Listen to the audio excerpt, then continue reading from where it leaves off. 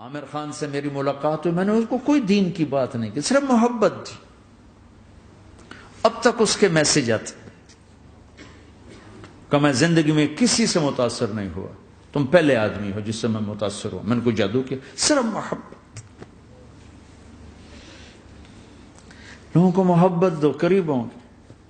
میں جب گیا بڑی مشکل سے اللہ نے، ملاقات کا کوئی راستہ ہی نہیں تھا، وہ مجھے نہیں جانتا تھا، میں اسے نہیں جانتا تھا، تو کوئی موقع نہیں مل رہا تھا ملاقات کا. تو اللہ نے شاہد آفریدی کو بھیج دیا. شاہد آفریدی اس کی دوستی تھی، ہمارا جو کرکٹر ہے. میں نے اس سے فون پر کہا یار میری ملاقات تو کرا. اس نے ملاقات کروائی.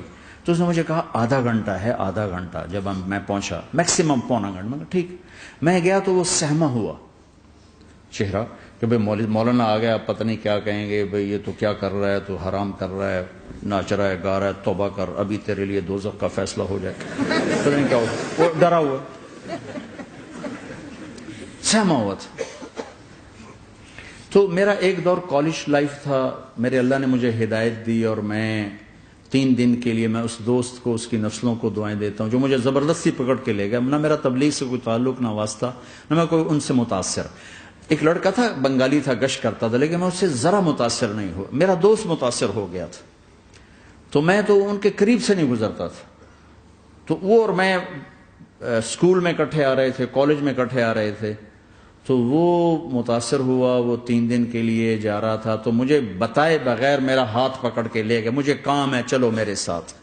اور میں اس کو انکار نہیں کر سکتا تھا، یہ میرا اس کا تعلق تھا. اب بھی اسی طرح بھائیوں جیسا تعلق. میں اس کا احسان ماں، مجھے زبردستی لے گیا. ہمارے پنجابی کی مثال ہے، کبے نو لت لگی اس سے دو گیا. وہ جو ہوتا ہے ہنچ بیک ہوتا ہے نا، اس کو کسی نے لات ماری تو سیدھا ہو گیا. مہربانی بھائی تیری لات سے میں سیدھا ہو گیا. تو مجھے تو وہ کبے والی لت پہ گئی. تو اللہ نے مجھے اس طرف لگا دیا. اور جب میری کالج لائف، میں نے کالج کا بہترین سنگر تھا، اسکول کا بہترین. یہ جنید جمشید کیا ہے جو اس زمانے میں یہ سارا کو ٹھا میں نے سارا کیا ہے. تو اب وہ بیچارہ ایسے بیٹھا ہوا. تو میں نے اس سے بیٹھتے فلموں کی باتیں شروع کر دی. اور تھوڑی دیر بعد کہ میں نے محسوس کیا کہ فرام 60 to 72 جو فلم انڈسٹری کو جتنا میں جانتا تھا اتنا وہ نہیں جانتا تھا. تو اس کے اوپر میرے علم کا روپ پڑ گیا. اس کی لائن کا علم تھا نا. تو وہ تو حیران پریشان، یہ واز تو ہو رہے. تو کبھی دلیپ کمار کی باتیں شروع ہو گئیں، کبھی راج کپور کی شروع ہو گئی، اور کبھی محبوب صاحب شروع ہو گئے، کبھی مدن موہن شروع ہو گئے. وہ آدھا گھنٹہ تو یوں ہی گزر گیا. تو آدھے گھنٹے کے بعد میں نے کہا جی ہمارا تو ٹائم اوور کا نہیں، اٹھیں چلے ادھر چل کے بیٹھتے. وہ کھانے کی ٹیبل پر تھے تو وہاں جا کے بیٹھ گئے. پھر وہی باتیں شروع ہو گئی. جب اس کا سارا خوف دور ہو گیا اور ریلیکس ہو گیا، اس میں 1.25 گھنٹے سے 50 منٹ گزر گئے تھے. تو پھر میں نے کہا عامر بھائی آپ حج پہ آئے ہیں، اگر آپ اجازت دیں تو آپ کو اپنے نبی کا حج سنو. کہنے لگے ہاں جی ضرور سنائی.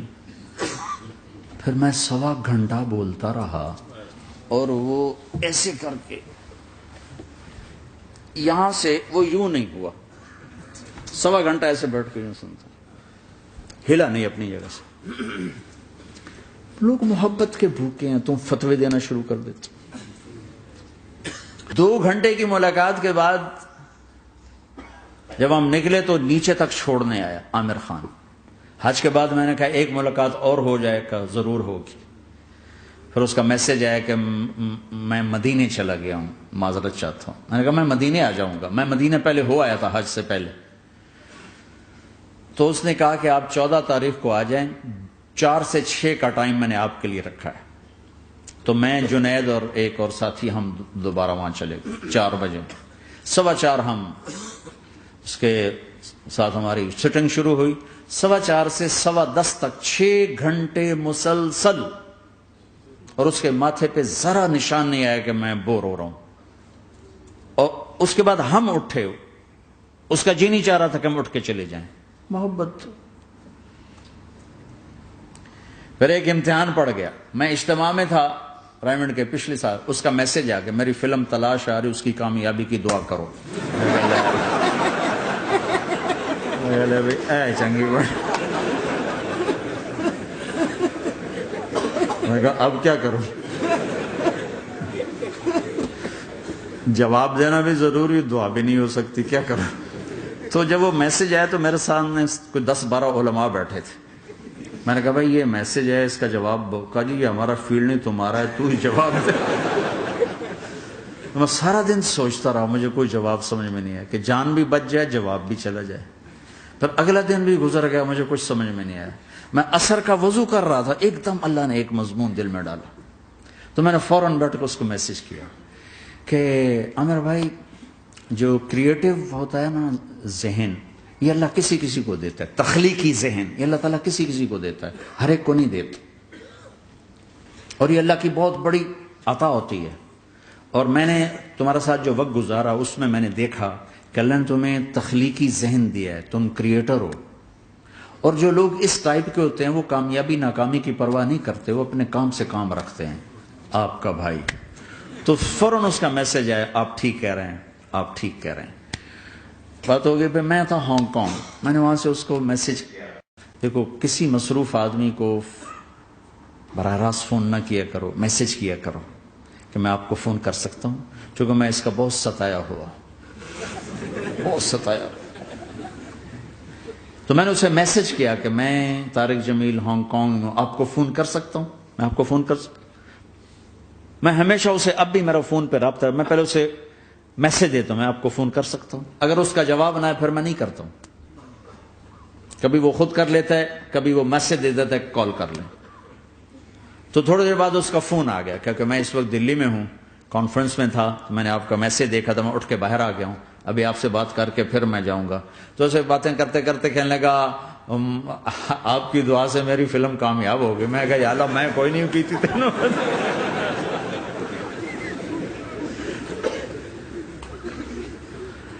بھائیو محبتیں بانٹو، نفرتیں تو پہلے ہی بہت پھیل چکی.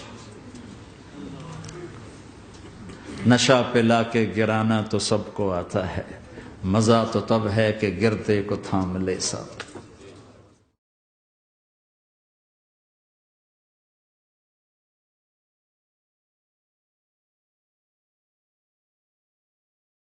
لا إله إلا الله محمد رسول الله عليه صلاة الله وآله والأحبة. لا إله إلا الله محمد رسول الله عليه صلاة الله وآله